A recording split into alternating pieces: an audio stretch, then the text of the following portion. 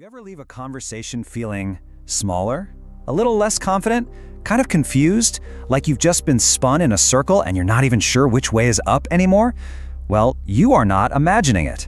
Today, we're going to break down one of the most complex and honestly most confusing personalities you can ever encounter, and we're going to give you the tools to see it for what it really is. So, what if that feeling of being diminished, what if it isn't an accident at all?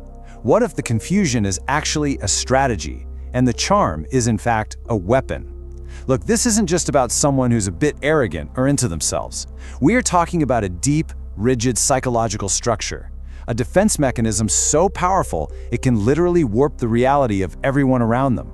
This is about spotting the performance before the final act, where you're the one left dealing with all the drama. You know, the first time you meet a narcissist, it's rarely alarming. In fact, it's pretty much the opposite. It can feel, well, electric. They can be incredibly charming, funny, and charismatic. You feel seen, you feel admired. You might even feel like you're the most special person in the room. But this right here, this is what we call the charisma trap.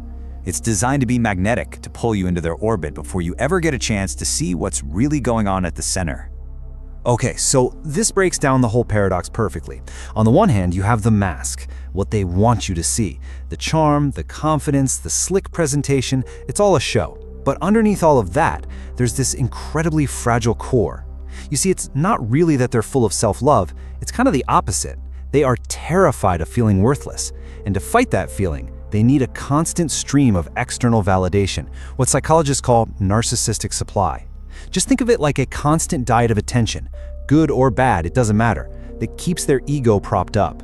And that profound lack of empathy, it's not always about being malicious. It's more like they literally can't process your feelings because their own desperate need for admiration is screaming so loud it just drowns everything else out. And get this, that charm is a performance, and we actually have a pretty good idea of how long the show lasts. Research has found it can take up to 7 encounters for that mask to start to slip. 7! Think about what that means. That is more than enough time to start a new friendship, to take a new job, to even begin a romantic relationship. A psychologist named Delroy Paulhus discovered that while first impressions are almost always overwhelmingly positive, their reputation just tanks over time. And this isn't them just having a bad day, it's a predictable pattern. The charm is for acquisition, not for connection.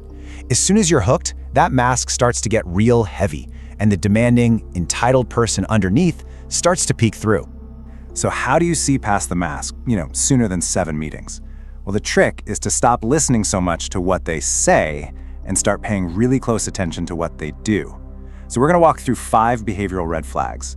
And I want you to think of these less as just personality traits and more like little real-world tests. Tests you can actually use to see what's genuine and what's just part of the performance. All right, first up, the vulnerability test. Look, a huge part of connecting with another human being is being able to admit when you've messed up or when you're scared about something, right? It's just a normal part of being a person. But for a narcissist, oh man, to them, true vulnerability feels like total annihilation. It directly threatens that perfect image they've built up, which is really their only defense against a deep, deep feeling of shame. So bottom line, they just can't go there. So you ask them about a time they failed, and what you get back is this masterpiece of blame shifting. It's never, yeah, I really messed that up. It's always something like, well, it wasn't really my fault. The people I was working with just couldn't keep up. So listen really, really carefully when they talk about their past. Old jobs, exes, past projects. Is there a pattern? Are they always the hero, always the victim? A healthy person can own their part in a failure. A narcissist will rewrite history to make sure they come out looking perfect, every single time. Okay, this next test, it is so simple, but it is incredibly revealing. We're going to call it the trivial no test. See, a narcissist doesn't really see you as a separate person with your own thoughts and feelings. You're more like an extension of them. So when you express a different preference, even over something tiny, it doesn't register as just an opinion. To them, it feels like a rebellion. Their fragile ego takes even a minor boundary as a major personal rejection.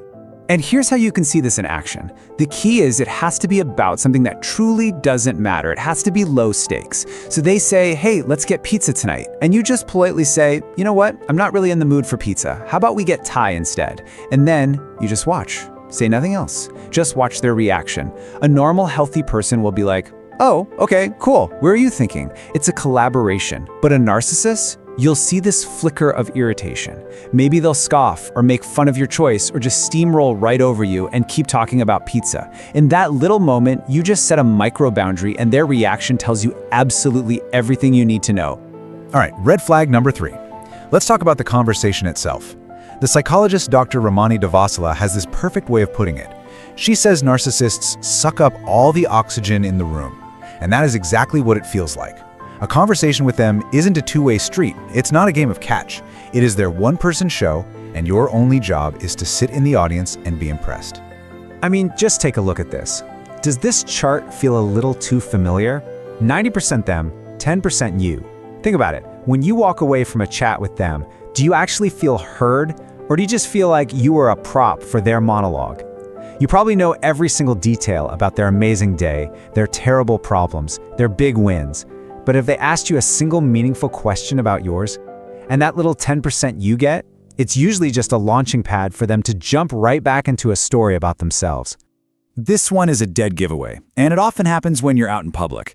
Here's the thing. For a narcissist, kindness isn't a reflection of their character. It's a transaction.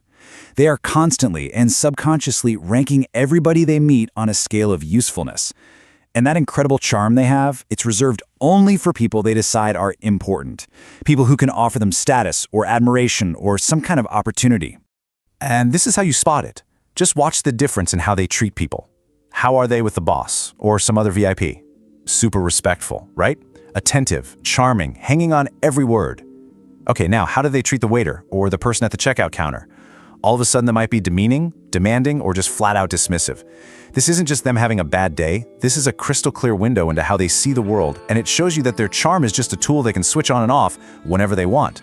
And this brings us to our 5th and final red flag. And honestly, this one might be the most destructive of all, especially in any kind of long-term relationship. It's a complete inability to take accountability, because their entire sense of self is built on this fragile idea of perfection. Admitting they were wrong isn't just a moment of humility. For them, it's a catastrophic failure. So they will deny, they will deflect, and they will gaslight you to avoid ever having to say the simple words, "I was wrong." And you can hear it plain as day in the way they apologize. You'll get the classic, "I'm sorry you feel that way." You hear the trick in that? It sounds like an apology, but it's actually a linguistic sleight of hand. It puts all the responsibility on your feelings, on your reaction, instead of on their actions. A genuine apology takes ownership.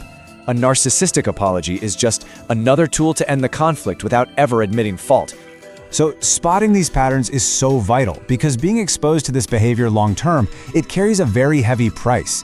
It's not just annoying, it's psychologically damaging. So let's talk about the emotional fallout, because this is about validating the confusion and the pain that so many people feel but can't quite put a name to.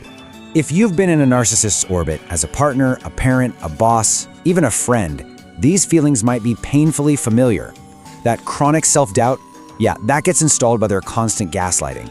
That feeling of being stupid or inadequate, that's the intended result of their superiority complex. The constant anxiety comes from walking on eggshells, never knowing which version of them you're going to get. And the total emotional exhaustion, that's what happens when your energy is used as their fuel. And it all leads to the most insidious damage of all. You start to lose the ability to trust your own judgment. Okay, so once you've spotted the signs, what's the next step? Well, I can tell you what not to do. Trying to confront them and make them see their behavior is almost always a lost cause. They simply don't have the self-awareness, and they will probably just frame your feedback as an attack. So the key isn't to change them, it's to protect yourself, and there's a really powerful technique for doing just that. This fantastic framework comes from Dr. Ramani Devasala, and it's a shield for your psyche. It's called the DEEP technique.